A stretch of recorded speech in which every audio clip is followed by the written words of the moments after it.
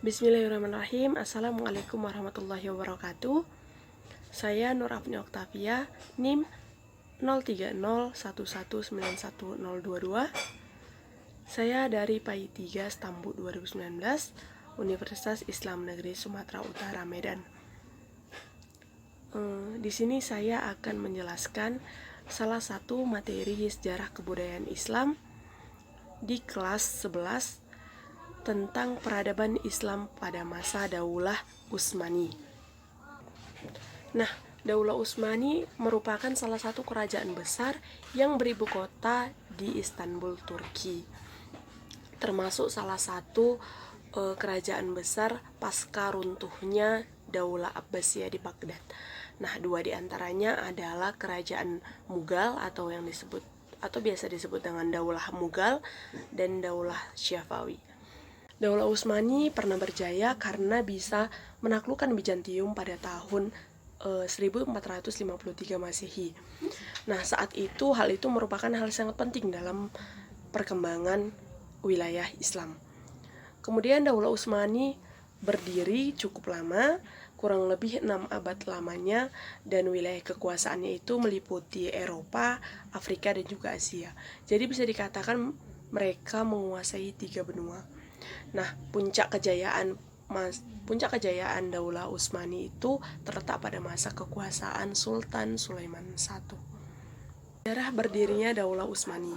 Daulah Utsmani berasal dari salah satu suku di Turki Barat, yaitu suku Kayi namanya.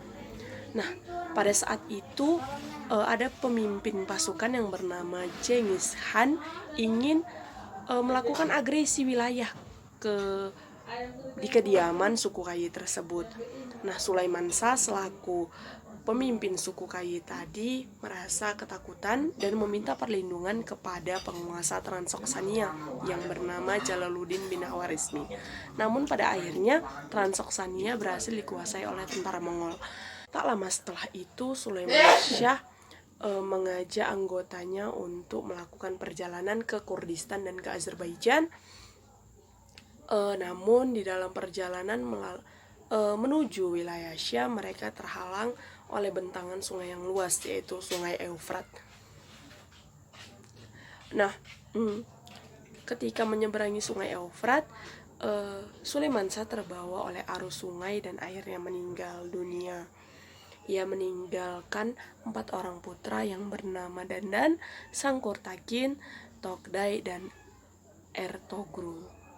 Nah, pasca meninggalnya Sulaiman Shah, keluarga besarnya terbagi menjadi 2 kelompok, yaitu kelompok pertama adalah kelompok yang ingin kembali ke daerah asal, dan kelompok kedua adalah kelompok yang ingin melanjutkan ekspedisi ke wilayah Asia Kecil bersama Dandan dan Ertogrul. Nah, dalam perjalanannya Ertogrul dipilih menjadi pemimpin pasukan hingga akhirnya mereka sampai di Anatolia. Nah, di sisi lain terjadi peperangan antara pasukan Sultan Alauddin I dari Bani Saljuk Rum dengan Kekaisaran Bizantium. Ertogrul dan para pengikutnya membantu Sultan Alauddin I hingga mencapai puncak kemenangan. Nah, kemudian Sultan Alauddin I pun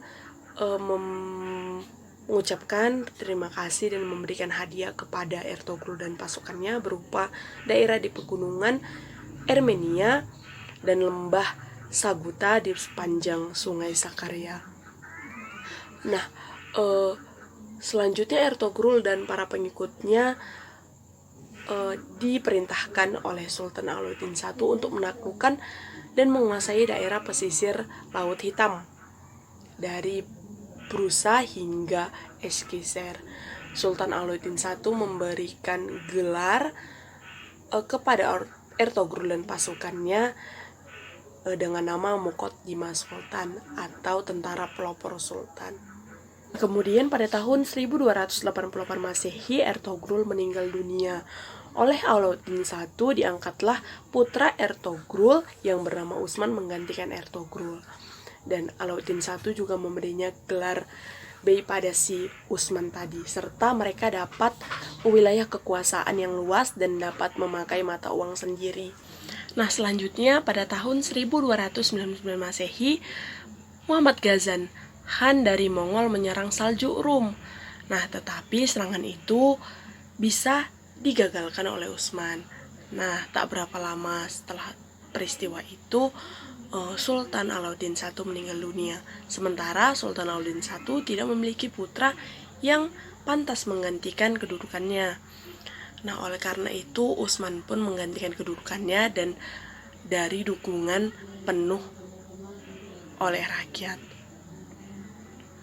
Nah, dengan demikian berdirilah kerajaan Utsmani dan ibu kotanya yaitu Khurah Hishar atau yang biasa disebut dengan Ishkishar.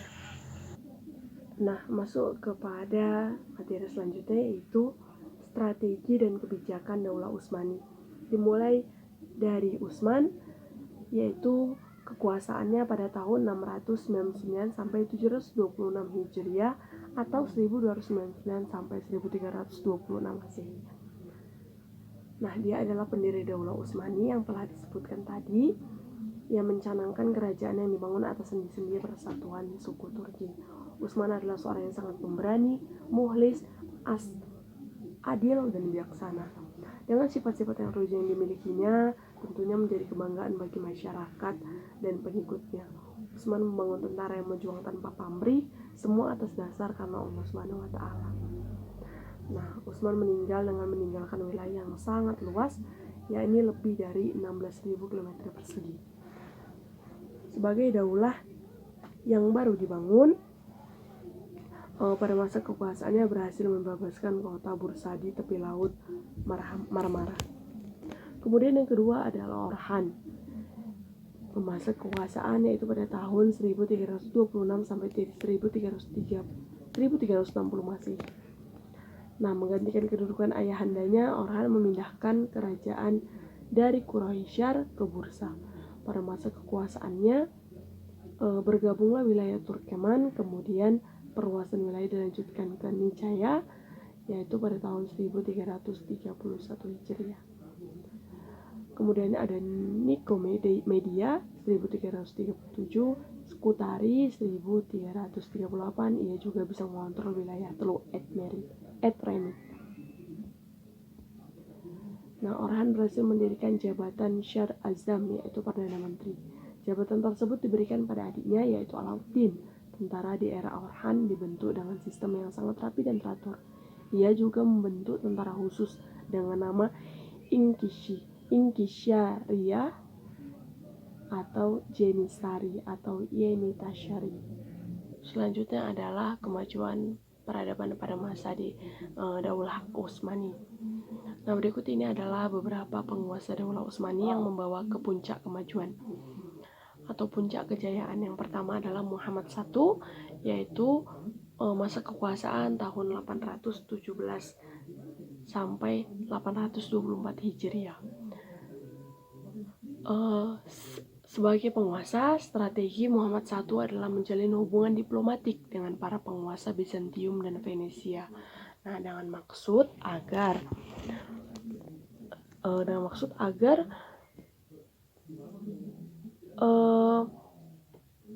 kedua negeri dapat membangun kerjasama, yaitu mendamaikan antara negeri satu dengan negeri yang lainnya.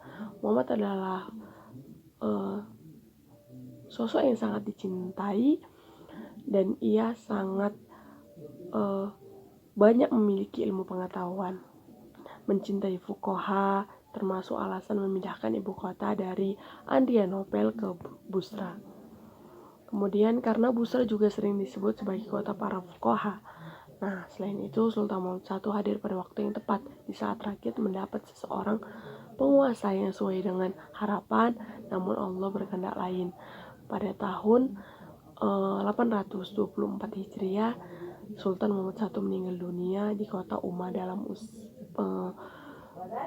pada usia 43 tahun. Yang kedua adalah Murad II, yaitu masa kekuasaan tahun 824 sampai 855 Hijriah. Nah, menggantikan ayahandanya yaitu Muhammad I, ia masih berusia 18 tahun pada saat itu. Ia dikenal sebagai penyair dan orang-orang sangat mencintai dia. Nah, cita-cita Sultan Murad II adalah merangkul kembali daerah-daerah yang terlepas dari Daulah Utsmani sebelumnya, yaitu daerah Asia Kecil, Albania, Falak, dan Hungaria. Kemudian yang ketiga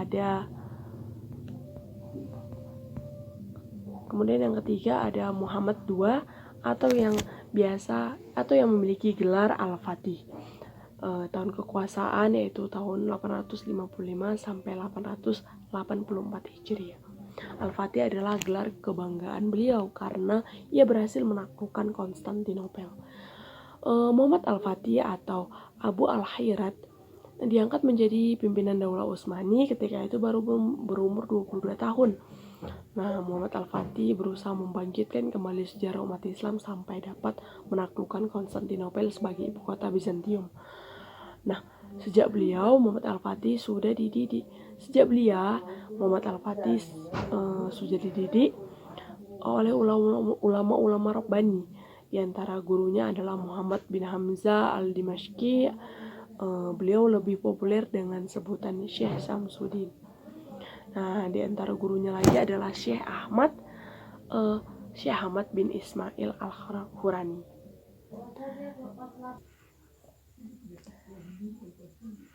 Nah, selanjutnya adalah masa keruntuhan Daulah Utsmani. Daulah Utsmani berakhir pada tahun 1909 Masehi dan benar-benar dihapuskan pada tahun 1924 dan berganti menjadi Republik Turki. Nah, adapun faktor-faktor yang menyebabkan keruntuhan Daulah Utsmani adalah 1. Kondisi pemerintahan yang lemah dan kemerosotan akhlak para pemimpin Daulah Utsmani. Kemudian yang kedua, melemahnya kekuatan militer dan serangan dari bangsa Eropa. Kemudian sebelum terjadinya Perang Dunia I yang mengakhiri Daulah Utsmani, banyak terjadi upaya penyerangan dari raja-raja Eropa. Yang ketiga adalah gerakan oposisi sekuler. Selain serangan dan konspirasi dari pihak luar, Daulah Utsmani juga mendapat perlawanan dari organisasi sekuler. Dalam perjuangannya, mereka banyak dibantu oleh pihak barat untuk mewujudkan cita-citanya. Nah, puncaknya terjadi pada tahun 1909 Masehi dengan dalih gerakan mogok massal. Organisasi Persatuan dan Kesatuan berhasil memasuki Istanbul, menyingkirkan Abdul Hamid II dan melucutnya dari pemerintahan dan keagamaan. Setelah itu hanya tinggal simbol-simbol Daulah Utsmani.